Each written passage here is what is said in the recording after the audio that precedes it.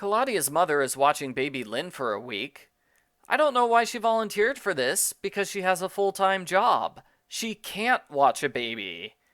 So she forces an assistant librarian to watch the baby for her. That's rude. Libraries are not free babysitting services. Argo Font Book Review. Argo Font Book Review. This book was written by Ellen Miles. The new family in town is the Nicholls family. They need a regular sitter while Mr. Nicholls is job hunting. Claudia is the narrator, so she gets the job. Mr. Nicholls is pretty stern with his sons. He calls them things like misbehaving brats and warns them not to make messes. Claudia is surprised at how obsessively clean the house is. It's unnatural. She tries taking the boys to play with the kid next door, but they're jumpy and scared the whole time. Even Mrs. Nicholls gets worried when she learns the kids went to another house without their dad's approval. Claudia tries to put the Nicholls kids at ease by bringing her kid kit. That does not work. Joey worries he can't color on a piece of paper without asking Dad first. Nate accidentally rips a book, and he freaks out, begging Claudia not to tell anyone. Claudia thinks this behavior is so weird, even though it's exactly how Lou acted in the previous book. Continuity! Claudia figures a snack might calm them down. She forgets to put the peanut butter jar away. Mr. Nicholls is furious and starts yelling at the kids for making a mess. Yeah, a jar of peanut butter sitting on the counter, and he starts screaming at the kids. Claudia quickly interrupts and says it was her fault. In the babysitting subplot, there is a St. Patrick's Day parade. It feels like every holiday in Stony Brook has its own parade. All the kids mess around at the Pike House, except for the Nicholses.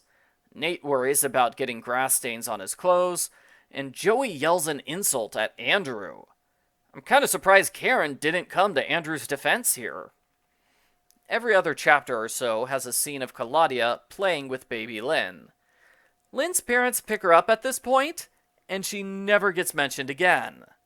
It's kind of weird the book spent so much time with baby Lynn, only to drop her like a hot potato. Mr. Nicholls is mean to his wife in front of Claudia. The boys panic when Claudia spills grape juice, and they confess their dad got rid of all of their stuffed animals. Claudia is so weirded out, she brings it up at a babysitters club meeting. The other girls agree it's weird, but it's not so weird that Claudia should quit her job. After all, Marianne's dad was also super strict with weird rules. Mr. Nicholls punishes the boys by forcing them to clean the entire house. Why? They moved his suitcase aside for a little bit. Yeah, they touched his suitcase, and now he's making them clean the whole house. It's super extreme. But the worst part is when he comes home. Mr. Nicholls yells at the kids for moving his newspaper. Claudia overhears him slap Joey. Claudia calls an emergency babysitters club meeting. The other girls aren't sure what to do. They have suspicion of child abuse, but no proof of child abuse. It's possible that Mr. Nicholls hit a table, not his son. But they can't do nothing about this situation, so Claudia tells her mother. Mom comforts Claudia. She explains why some parents abuse kids. She takes detailed notes on every incident, complete with dates. She calls a friend who's a social worker, and she plans to talk to Mrs. Nicholls at work.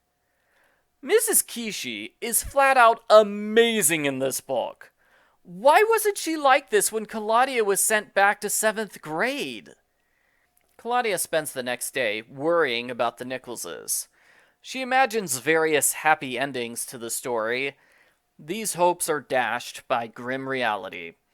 Mrs. Nicholls refuses to talk to Mom, and she fires the babysitters club to keep Claudia away from her family. Now there's nothing they can do except refer the case to the Department of Children and Youth Services. For St. Patrick's Day, the kids make terrible costumes. They are so bad, the kids have to wear name tags so people will know what they're supposed to be dressed up as. They still have lots of fun in the parade, and the babysitters agree their group is much better than the boring float with all the local pageant winners. Yeah, I still remember how the club members acted in that terrible pageant book. I'm sure they all secretly wish they were on the pageant float. The Nicholses hire Erica Bloomberg as Claudia's replacement. Erica calls with an emergency. Mr. Nicholls tried to hide the fact that the kids have a black eye and bruises.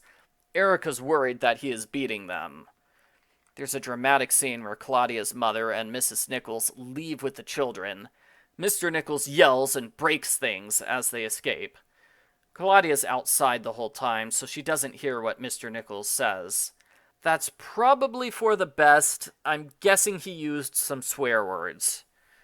Claudia's parents arrange for Mrs. Nicholls to stay with her out-of-state sister while they contact the authorities. At midnight, Claudia gets a phone call. I heard a man's voice, yelling so loudly that I had to hold the phone away from my ear. "Give me back my wife," he shouted, and he started to cry. I hung up without saying a word. Then I lay awake for the rest of the night. That is so creepy. Erica comes to the next Babysitters Club meeting, and darn, now I wish Erica was a club member. Why did they replace Dawn with Abby? Erica would have been a much better choice for a new main character. She's been in at least a dozen books, she's got her own backstory and personality, and apparently she's the only other teenager in town who babysits. The girls reflect on what happened, wondering what they could have done differently, how they could have handled the situation better. They get some closure when they learn Mr. Nicholls is going to a counselor and Mrs. Nicholls got a restraining order. It's still unlikely that she and the kids will ever return to Stony Brook. The end.